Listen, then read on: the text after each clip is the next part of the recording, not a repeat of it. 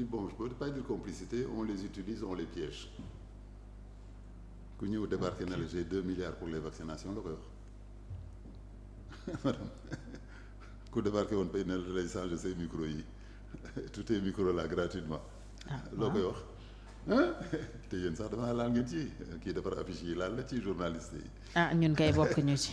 jot ngeen seen prime lii imprimerie yi non. non même à la rajo ils ont des émissions. oui fii de yegg si wuñ fi ils ont fait des spots publicitaires. fii moom yegg si wuñ fi. donc voilà mais kooku rek sa collègue yi rek oo leen nga ne leen ñaata lañ leen fay ci campagne publicitaire ou kii bi. te campagne publicitaire donc Sénégal gagné wu ci dara xanaa. c'est trop beaucoup. On leur met d'autres coups d'argent mais ils gagnent pas plus que celui qui le fait. D'accord. Celui qui va faire ce vaccin-là dañu ko jox numéro. Numéro boobu on va le tester, on va tirer des résultats, des statistiques qui vont permettre aux propriétaires de ce vaccin-là d'être certifiés pour pouvoir le vendre dans les marchés européens ou États-Unis. Ok. Vous comprenez? mos nga dégg campagne de vaccination. waaw ñun ñooy cobaye yi fii lay ñëw essayer vaccin yi. oui on a toujours été les cobayes loolu nga yàgg a wax. benn envoyé naa ça ci internet benn photo de la médecine coloniale.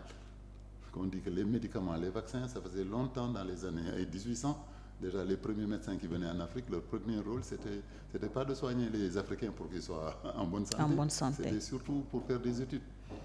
oui léegi bu ñu continuer di ñu utiliser nii.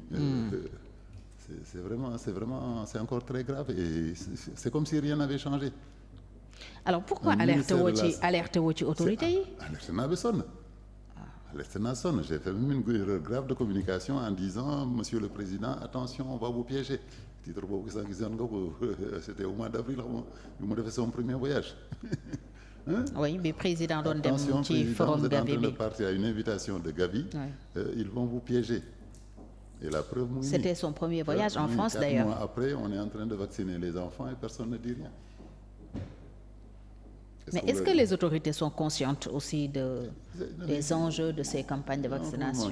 mooy comme sunu camp militaire kañ lañ ci pare. C'est le système. Sunu camp militaire kañ lañ ci pare. On parle toujours d'essayer de changer, d'être libre, d'être comme le souverain. Vous avez compris, soit ça va prendre du temps, soit on va tomber dans l'engrenage du quotidien et ça va passer à l'as. Ok. Vous voyez ce que je veux dire? Et pendant ce temps-là, ça tourne. On a fait la même chose avec le ministre. Il est venu nous trouver jusque dans notre petit village du Fouta là. lu leen manqué nangam def leen liste bi ñu envoyé ko liste ba léegi gis lu ñu tontu sax. Le ministre. Bien sûr te c'est le président c'est le premier ministre moo leen yónni woon ne dem leen dans les régions xool qu'est-ce qu'on a besoin. Moi je me suis engagé même derrière lui. Mon numéro a été utilisé man le village bi jox la liste ne ma demal jox mu jox ma numéro chargé de communication jox ma numéro personnel. Je peux te donner 20 messages ici où on m'a plus répondu ça et ça j'en ai quelque part dans un magasin. Fais-moi la liste je t'envoie ça demain. boobu tey jotuloo ko. Non.